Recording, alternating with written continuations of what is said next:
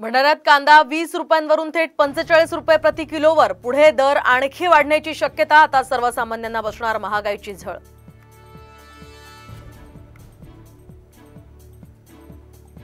भंडाऱ्यात 19 कृषी केंद्रांवर कारवाई। तपासणीत अनेक त्रुट्या आढळल्यामुळे विक्रीवर बंदी, तर नियम मोडणाऱ्यांमध्ये आता भरली धडकी।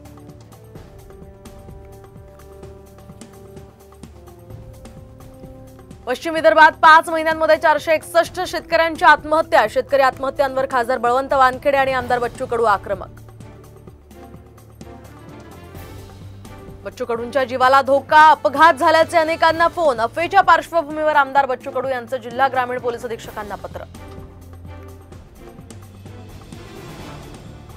दक्षिण मुंबईतील मरीन ड्राईव्हचा क्वीन नेकलेस आता पर्यटकांच्या स्वागतासाठी पुन्हा सज्ज।